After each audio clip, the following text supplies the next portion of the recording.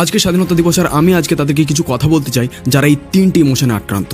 প্রথম, আমাকে কেউ ভালোবাসে না।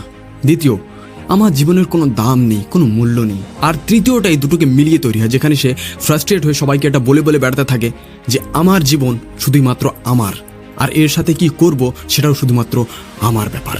তো আমার বন্ধু অ্যান্ড বান্ধবী, তোমাদের এই তিনটে ভুলকে আজকে এমনভাবে ভাঙবো না যে পৃথিবীর কোনো ফেভিকুইক আর সেটাকে জোড়া লাগাতে পারবে না। প্রথম শুরু করছি মা বাবা থেকে। তোমার মা বাবা তোমাকে জন্ম দিয়ে এত কষ্ট করে মানুষ করেছে যেটা তুমি এখন বুঝতে পারবে না, কিন্তু একটা সময় গিয়ে অবশ্যই বুঝতে পারবে, যখন তুমি নিজে বাবা হবে বা নিজে মা হবে।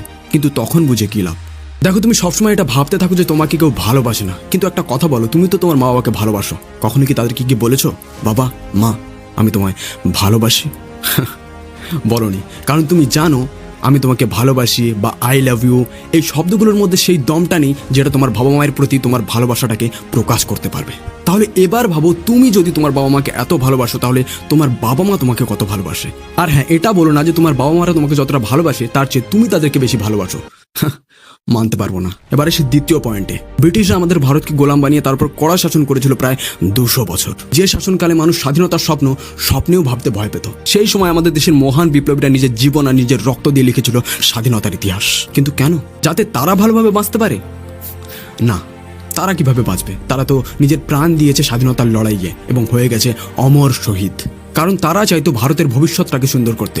হ্যাঁ, তুমি আর আমি যে বর্তমানে এখন বেঁচে আছি, তখন সেটা ভবিষ্যৎ ছিল। আর এখনো তুমি বলছো তোমার জীবনের কোনো দাম নেই, কোনো মূল্য নেই, তোমাকে কেউ ভালোবাসে না। কে জানে কোন ভালোবাসাকে খুঁজে বেড়াচ্ছ তুমি। 3 নম্বর পয়েন্ট, তুমি ভারত মায়ের সন্তান আর আমিও ভারত মায়ের সন্তান, কিন্তু আর একটা ভারত মায়ের সন্তান আছে যে বর্ডারে দাঁড়িয়ে আছে নিজের বুকটাকে ঢাল বানিয়ে তোমার আর আমার জন্য। বর্ডারে যদি 3টে গুলি চলে তার মধ্যে 2টো গুলির উপরে নাম লেখা থাকে তোমার আর আমার। কিন্তু ভারত মায়ের ওই সন্তানটা সবটাই খায় নিজের বুকে এবং শেষ করে দেয় নিজের জীবনটা শুধু তোমার আর আমার লম্বা আয়ুর জন্য। এরপরেও কি তুমি বলবে তোমার জীবনটা শুধুমাত্র তোমার, তুমি এর সাথে যা ইচ্ছে তাই করবে? ভেবে দেখো তো কত বড় বেইমানি করা হবে সেই মা বাবার সাথে যারা তোমাকে জন্ম দিয়েছে। ভেবে দেখো কত বড় বেইমানি করা হবে সেই বিপ্লবীদের সাথে যারা তোমাকে স্বাধীনতা দিয়েছে। এবং কত বড় বেইমানি করা হবে সেই ভারত মায়ের সন্তানের সাথে যার জন্য তুমি এখনো বেঁচে আছো। দেখো, তোমার জীবন শুধুমাত্র তোমার নয়। শেষে শুধুমাত্র একটাই কথা বলবো, বন্দে মাতারাম।